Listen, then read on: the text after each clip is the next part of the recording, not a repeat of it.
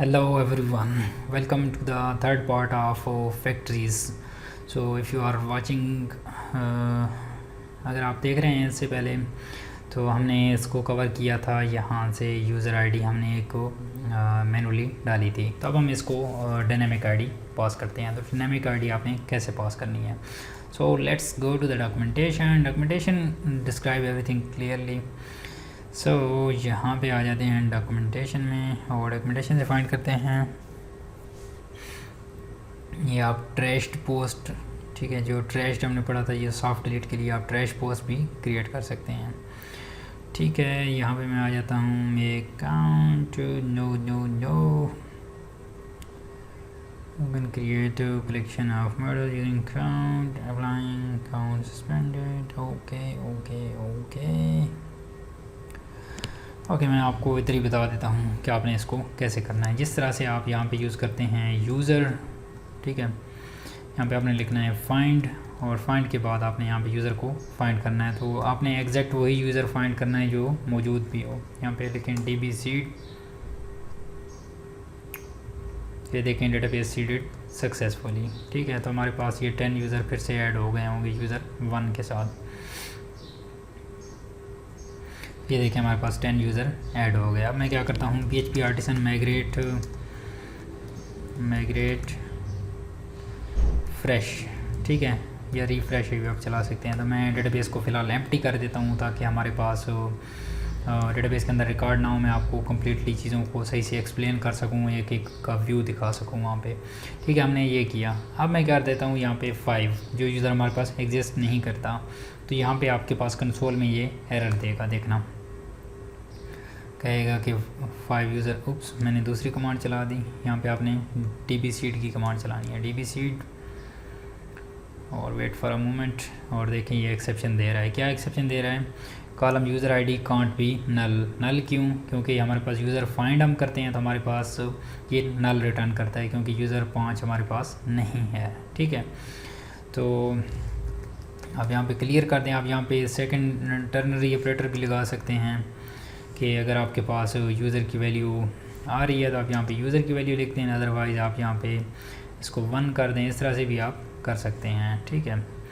तो ternary operator से उसके अलावा एक और तरीका भी है कि आप यहाँ पे न्यू यूज़र को भी क्रिएट कर सकते हैं, यूज़र, और उसके बाद लिखें फैक्ट्री। और फैक्ट्री के ज़रिए क्या करेगा, यूज़र की फैक्ट्री को एग्जीक्यूट करेगा। बेसिकली यूज़र और यूज़र के आगे हमने फैक्ट्री लिख दिया है तो ये क्या करता है, यूज़र की फैक्ट्री को कॉल करता है, ठीक है। ये वाली यूज़र की जो फैक्ट्री है बेसिकली ये इसको कॉल करेगा और एक यूज़र क्रिएट कर देगा, ठीक है।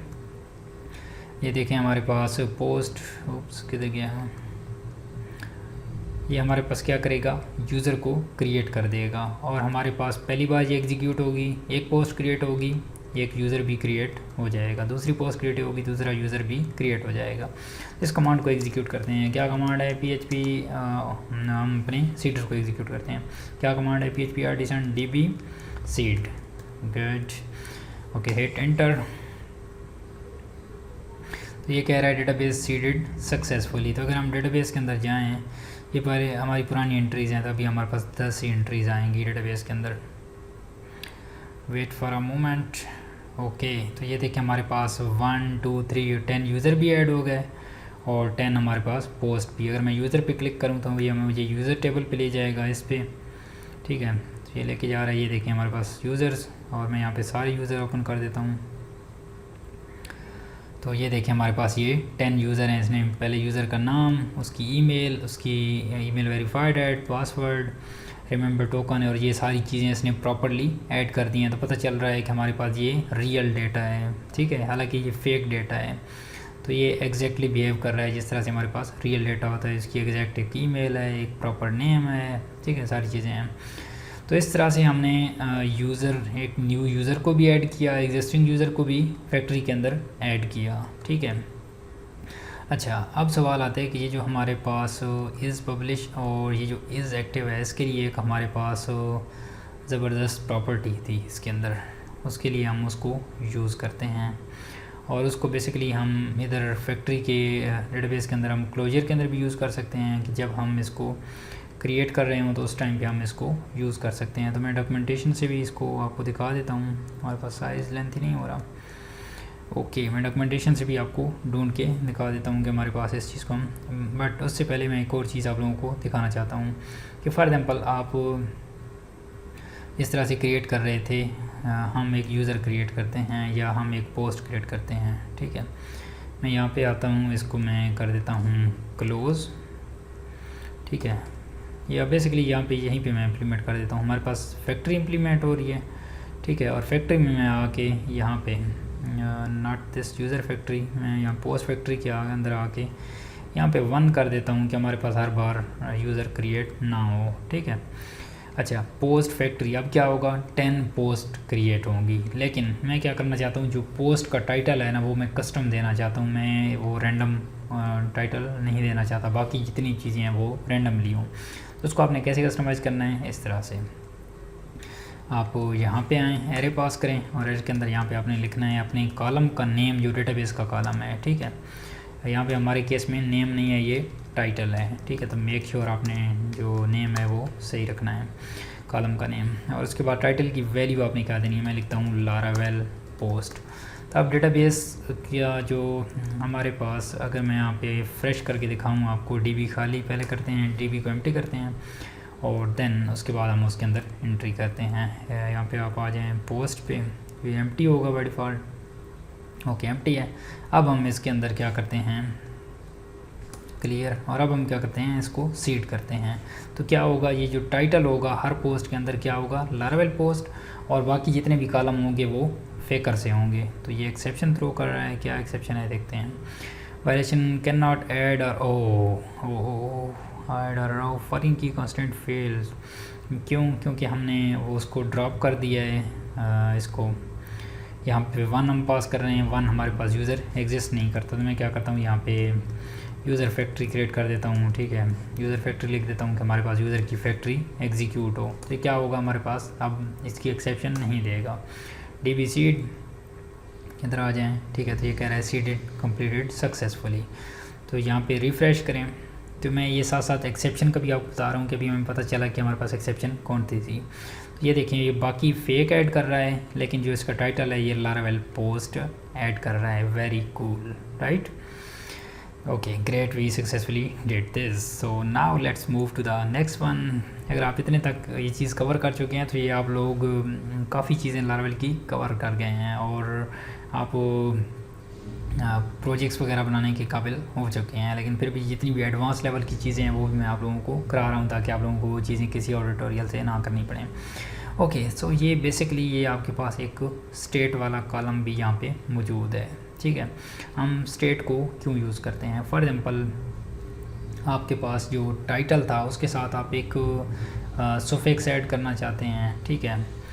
सो यहाँ पे column between Y, for example you wish to alter the value of admin column between Y and one. So यहाँ पे आप उसकी फुल वैल्यू भी चेंज कर सकते हैं, लेकिन हम उसको वैल्यू के साथ भी करेंगे और वैल्यू के बगैर भी करेंगे।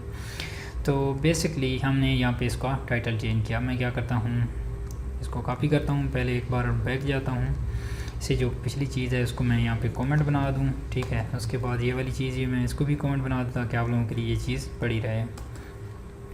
अच्छा, इसके बाद यहाँ पे मैं इधर आ जाऊँ, यहाँ पे मैं इसको पूरे को कॉपी कर लेता हूँ, यहाँ पे बना दिया। यहाँ पे आ जाता हूँ और मैं लिख देता हूँ फाइंड, ताकि आप लोग जब भी इस चीज़ को पुल करें तो आप लोगों के पास ये वाला कोड ईज़िली अवेलेबल हो जाए, ठीक है।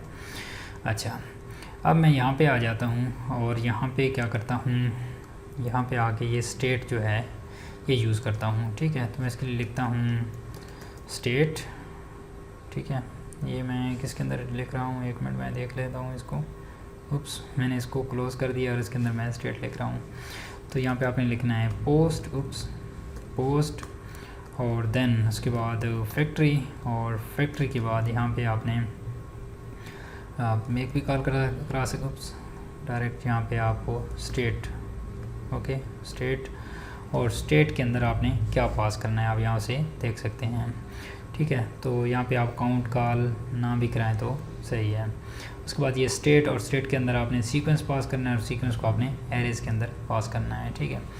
तो यहाँ पे न्यू, और उसके बाद आपके पास सीक्वेंस क्लास का आपके पास आ जाएगा क्या कहते हैं ऐसे इंस्टेंशिएशन, और इसके अंदर आपने यहाँ पे एरेज पास करनी है, ठीक है। कौन सी एरेज, ये आपने यहाँ पे इस तरह से।